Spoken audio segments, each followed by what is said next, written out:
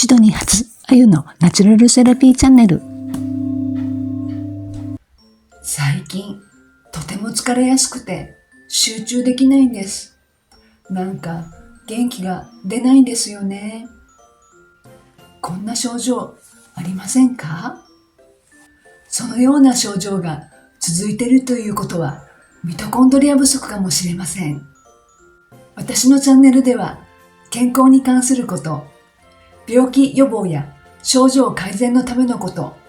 アンチエイジングのことなどを発信しています。この動画を見て面白かった、ためになったと思った方はチャンネル登録をお願いします。この動画を最後まで見ると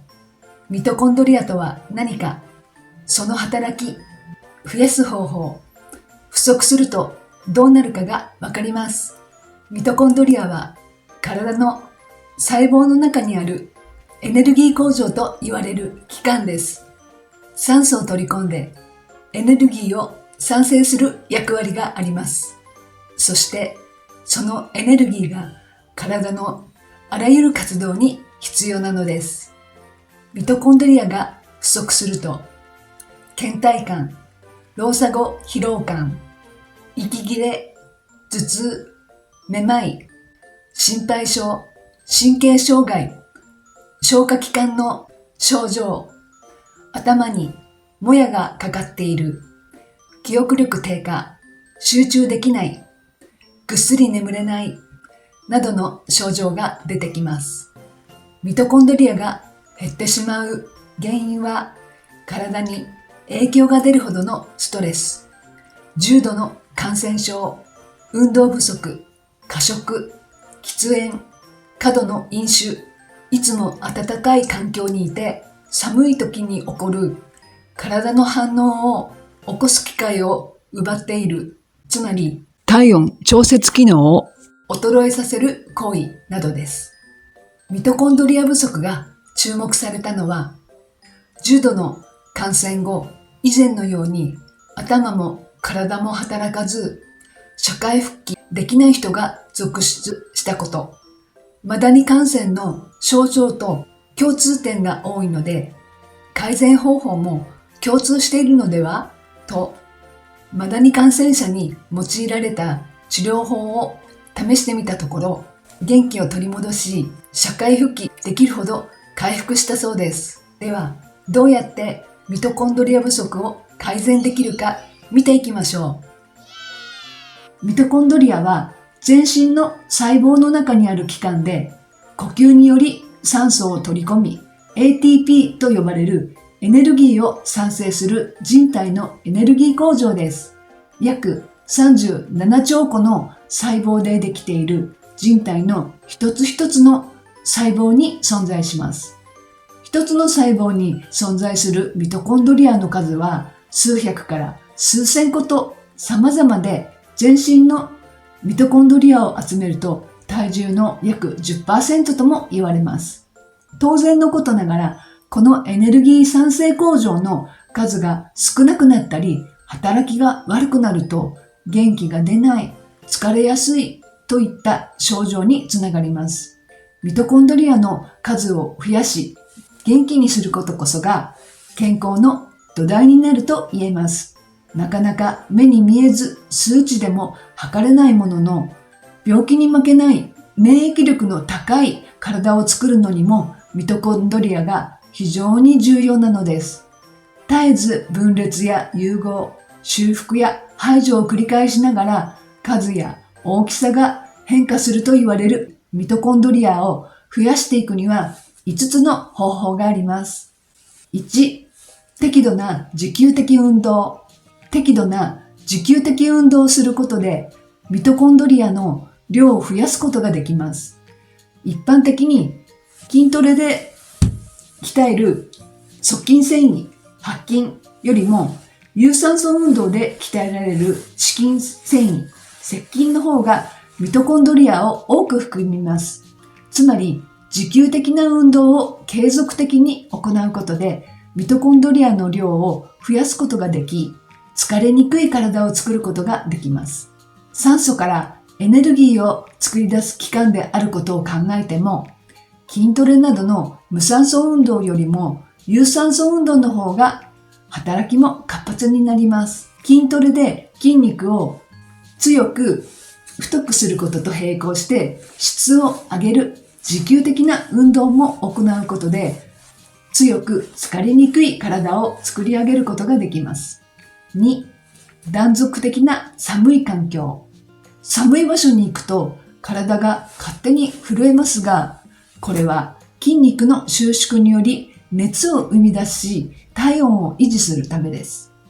これを震え熱産生と呼びますが、一方で非震え熱産生と呼ばれる運動に依存せず、肝臓や褐色脂肪細胞で熱を作り出す仕組みがあります。夏よりも冬の方が体脂肪を燃やしやすいと言われる理由の一つもミトコンドリアの働きです。特に寒い環境下では褐色脂肪細胞の中にあるミトコンドリアが活性化し、より多くの熱を産生します。褐色脂肪細胞とは通常の体脂肪、白色脂肪細胞がエネルギーを蓄える働きをするのと対照的に脂肪を分解して熱を生み出す脂肪組織です。この褐色脂肪細胞をしっかり活性化させることにより、生み出す熱量が多くなり、メタボや肥満の改善にもつながると期待できます。3番目がファスティング。お肌と同じように、ミトコンドリアもターンオーバーを繰り返し常に入れ替わっています。このターンオーバーの一部を担うのがオートファジーと呼ばれるタンパク質のリサイクル機構。細胞内のタンパク質は常に入れ替わりながら細胞を若返らせてくれています。このスイッチをさらに強く押してくれるのがファスティングなど空腹、つまり飢餓状態を作り出すことです。運動、寒い環境と合わせて体に良い外的ストレスの一つなので、定期的なファスティングはダイエットやデトックスなど目に見える以上の効果を期待できます。もちろんやりすぎは栄養失調を招くこともあるので十分に注意が必要です。日頃からしっかり空腹を感じてから食事をとることも心がけてみましょう。4番目が栄養素です。ビタミン B1 やタウリンもミトコンドリアの働きをサポートする栄養素です。ビタミン B 群の中でも B1 は糖質代謝の重要な歩行素。糖質からエネルギーを作り出す際に酸素を取り込みながらクエン酸回路と呼ばれる機構を介することで多くのエネルギーを産生します。ビタミン B1 が不足すると酵素の働きが弱くなり、クエン酸回路に原料をうまく取り込むことができなくなります。体内で作ることも蓄えることもできない水溶性ビタミンなので、糖質比率の高い食事をしている人や運動量の多い人は積極的に摂るように心がけましょう。通常の食事で不足することは考えにくいですが、活動量が多く倦怠感が抜けないという人は、普段食べているご飯やパンを玄米やライ麦パンに変えることでも、ビタミン B1 をより多く摂取できるので試してみてください。パン酵母、米ぬか、豚肉、ひまわりの種、ケシの実、ゴマなどに多く含まれています。もう一つの栄養素がタウリン。タウリンといえば思い浮かべるのが栄養ドリンクですね。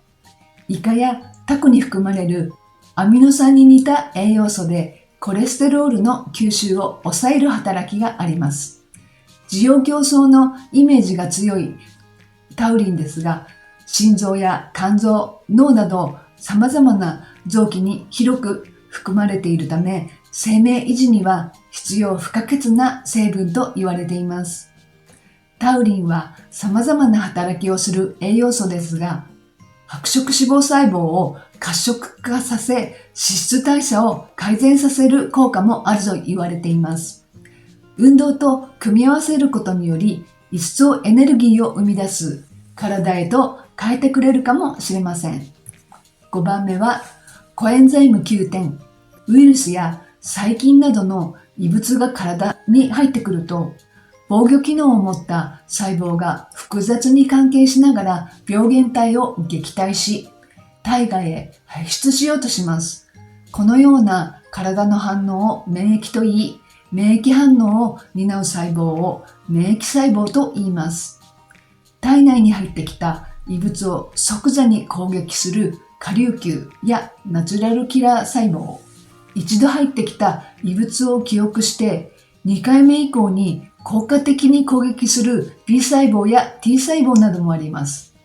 免疫細胞も他の細胞と同じようにミトコンドリアが生産する ATP をエネルギーとして働くため、ミトコンドリアが十分に機能することによって免疫細胞にエネルギーが供給され免疫力が維持されます。ミトコンドリアはエネルギーを作り出すだけでなく ATP を作り出すとき副産物として活性酸素も一緒に作り出します。